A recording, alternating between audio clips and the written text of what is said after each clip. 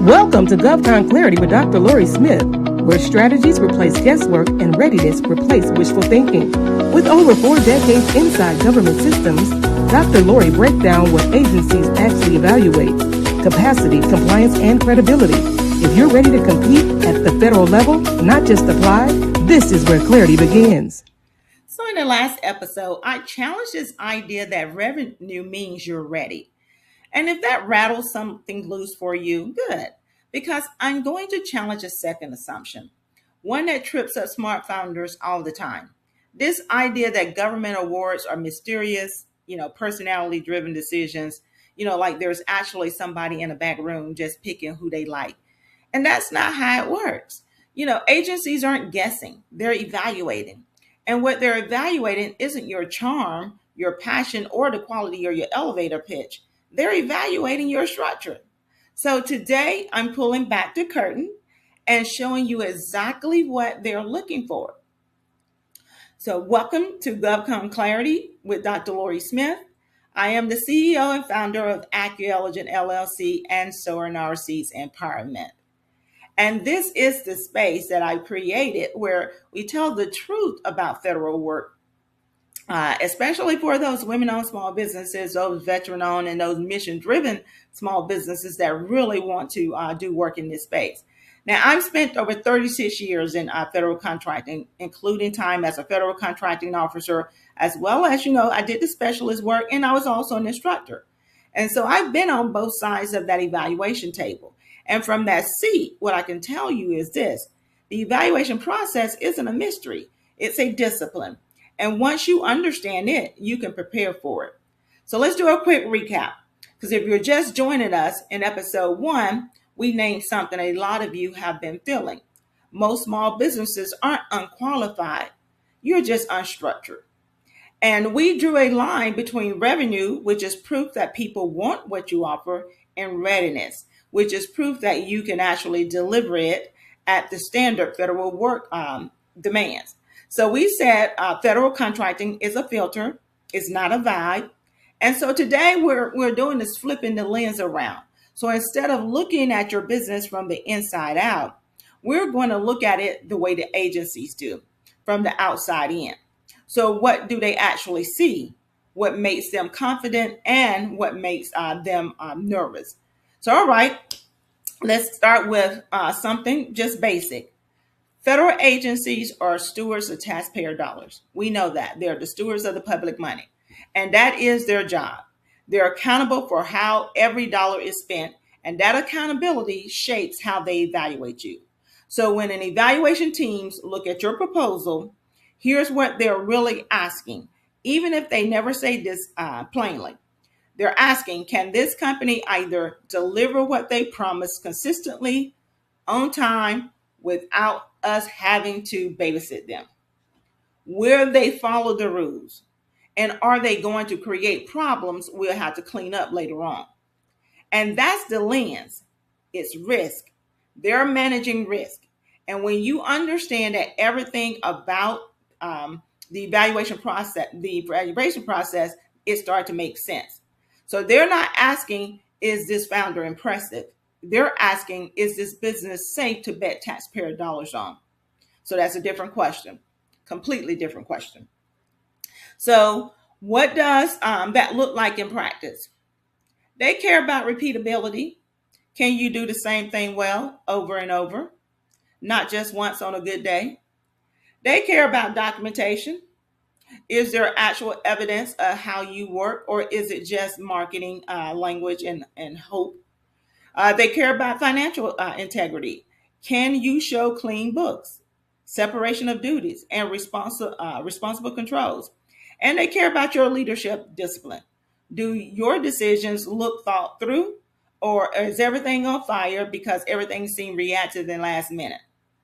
So here's something I'll tell you from sitting in those seats and in those evaluation rooms. I have watched some of the strongest proposals lose because the business behind them can back up what they wrote on that paper. And then I've also watched some of these smaller, less flashy firms win because their documentation, their processes, and their financial controls told a clear, credible story. So it wasn't about the biggest name in the room. So it's not about the biggest business, but it is about the most disciplined operation. And that was true every time. So let me ask you something right now. And I want you to actually be honest with yourself. If an agency could look behind the curtains of your business today, which would be your strongest area? Your repeatability, your documentation, your financial controls, or your leadership discipline? Which one of these would make you a little nervous? And so I want you to sit with that for a second, because we're going to come back to it later on. So now let me break down, how federal agencies actually evaluate, and how the evaluation actually works. Because there's this structure to it that you can learn and prepare for it. So most evaluations come down to three big buckets: technical capability, past performance, and responsibility. And so I want to walk you through each one of them, so come on and pull up a seat to this table. The first bucket is technical capability. This is the agency asking, do you actually know how to do this work? Can they trust your approach? They want to see a delivery methodology that makes sense, not buzzwords, and they want a real approach, and they want a team structure that matches the work that they want to see. They want, and then they also want to see the tools and processes that support your quality and your compliance. And so where I see small businesses stumble here is that when the proposals will sound amazing, but there's nothing real behind it. So your proposal may say something like, I have a robust quality control program, which I never understood what that meant. And that's great. But can you show me this actual quality control process? If you can't, that's a gap. And agencies can fill that gap even when they can't, point it out exactly. And there's this disconnect between the confidence of that writing and the reality of that operation. And evaluators are actually trained to notice it, right? Your second bucket is your past performance. This isn't just have you done this before. It's what happened when you did it. Agency want evidence that you deliver on time and on budget. And they want to see how you handle problems and changes. And they want to also know if your previous clients would actually want to work with you again. Now, if you're newer and your track record is thin, that doesn't automatically knock you out of the game, but it does put more weight on your structure. So when your history is short, your systems have to speak louder.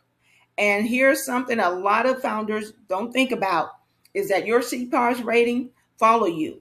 Those contractors' performance ratings are visible to everybody in every agency all across federal government. They're evaluating you. So if you got a rough one and you haven't addressed it, it's working against you right now. Performance isn't something that you worry about later on. It is something that you have to manage every single day. And the third bucket is responsibility. This is the can you handle this like a grown-up question. Your financial health, your adequate staffing, your subcontractor oversight, compliance with regulations and registrations.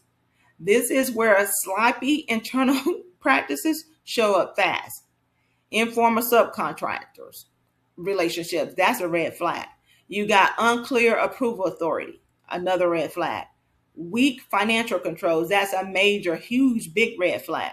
And these aren't theoretical concerns for evaluators. These are the exact things they're looking for. So let me pause here and again ask you two questions. Could you hand an auditor a clean, organized story for your last three projects? And could you clearly explain who in your business has the authority to approve pricing changes and why? If either of those make you hesitate, you just found a priority for your readiness to bill. Now, let me talk about where founders get the game wrong, because I see, the same mistake over and over, and they're costing people, real money and real opportunities. Mistake number one is I'm certified. Oh my God, I've heard it so much. So I'm ready. No, you're not. Certification open doors. Your 8A, your WAS status, your DBE designation, VOSB, SD, VOSB. Those are access tools. They're important, but they are not operational maturity. The agency isn't asking you who you are on paper. They're asking how you're going to perform. Having a SAM registration don't mean your systems can handle an evaluation. Having a certification doesn't mean your governance is in place.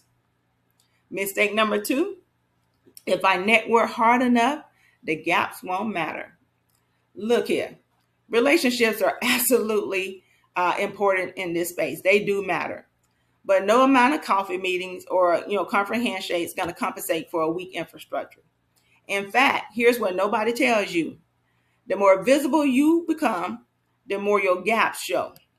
So if you're getting in front of contracting officers and primes, but your internal systems are fragile, you're building exposure faster than you are building capacity. And that's a dangerous place to be. Mistake number 3, and this is the big one. I'll figure out systems after I win because somebody told you to come out here and get this money. Just dive in head first. This is the most expensive assumption in federal contracting. Federal contracts don't give you no grace period to get your house in order. They expose the house you've already built. So if your proposal promises tight reportings, but your internal tracking lives in an email thread and sticky notes, that mismatch will surface, and it won't surface gently. And so here's a question I really want you to sit with. What are you currently promising in your proposals or capability statements that your operations are actually structured to deliver on a consistent basis? Yeah, answer that. I want you to name it. I want you to write it down because that gap in one sentence is your readiness problem. So, all right, let's bring this home. And I'm going to give you 3 moves you can make this week that will start aligning your internal reality with what agencies expect to see. Move 1, map your delivery path from the moment you get an award to the moment you submit that final invoice. Write down every major step. Who does what tools you use, where are the handoffs, where are the decisions. And if you find gaps or steps that only work because you personally remember them, mark those. Those are your vulnerabilities. Move 2, clarify who has authority to decide what. Who can approve scope changes, pricing adjustments, subcontractor selections. Write it down.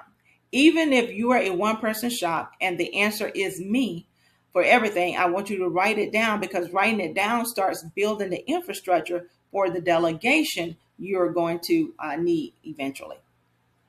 And then move 3, I want you to tighten your financial and documentation game. Can you show separation of duties? Can you produce a clean cost breakdown by labor category? Can an auditor trace your last 3 projects? If any of that feels uncertain, get a specialist, not a generalist, a government contract accountant on your calendar this month. These 3 moves do 2 things at once. They reduce your risk and they increase the confidence an agency has in you. Because agencies can tell when a business has been designed to handle scrutiny. And that design is what earns trust. So let me close with this. Agencies aren't looking for perfection. They're looking for evidence that you deliver, evidence that you understand your obligations, evidence that you've built enough structure to carry the weight of what you're asking for, and that's it. If this episode helped you see your business through the agency eyes, here's what I want you to do.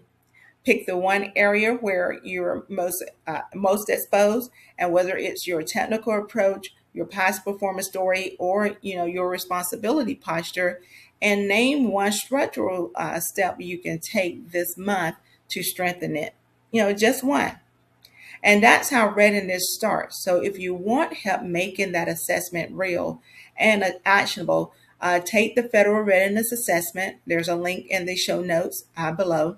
Or, schedule a clarity assessment with me at Acu-Elligent. And what we'll do is that we'll walk through, your systems, your governance, and, your infrastructure together to see, hey, is everything lined up? Because guessing is expensive. And in contracting, clarity is always cheaper.